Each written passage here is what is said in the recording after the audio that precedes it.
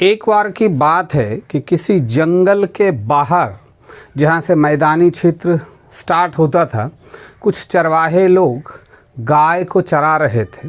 उसी रास्ते से होते हुए एक महात्मा जी आ रहे थे और वो जंगल की ओर जाने वाले थे।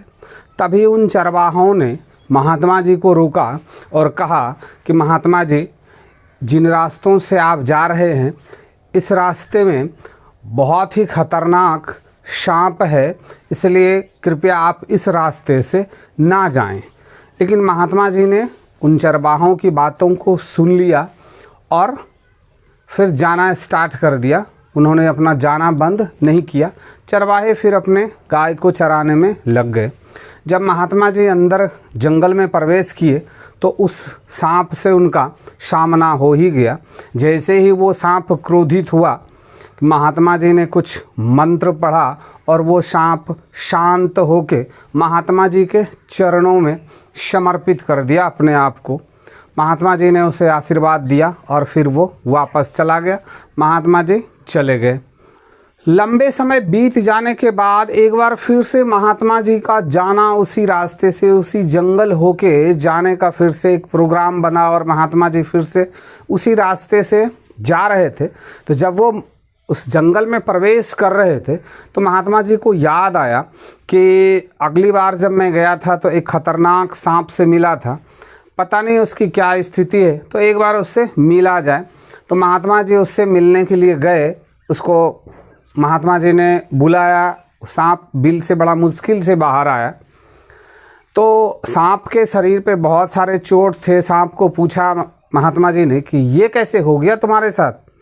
तो सांप ने कहा कि महात्मा जी, आप जब अगली बार आए थे तो आपने कहा था कि तुम अपने क्रोध को शांत रखो, बेवजह लोगों पे क्रोधित मत हुओ। तो मैंने अपने आप को शांत कर लिया। तो कुछ बाहर जो चरवाहे लोग गाय चरा रहे हैं, जब मैं बाहर शांत होकर निकला तो उन लोगों ने मेरे ऊपर पत्थर फेंका। मैंने इसको एक दो पत्थर बर्दाश्त किया, लेकिन जब मैंने बर्दाश्त किया तो बहुत सारे पत्थर आने लगे।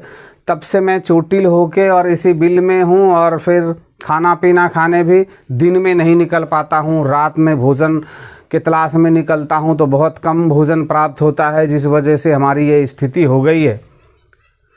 तब महात्मा जी ने उस सांप से कहा कि मैंने तुमको अपना क्रोध त्यागने कहा था, अपना प्रतिकार करने से तुमको मना नहीं किया था, सेल्फ डिफेंस करने से हमने तुमको मना नहीं किया था, आत्मरक्षा करने से तुमको मना नहीं किया था। जब खुद पे बन जाए तो फिर अपनी रक्षा अवश्य करनी चाहिए। ये महात्मा जी ने उस सांप को कहा। और आज के इस स्टोरी का, इस कहानी का यही सार है। तो आपको ये कहानी, ये स्टोरी कैसा लगा, कमेंट्स बॉक्स में कमेंट्स ज़रूर करेंगे।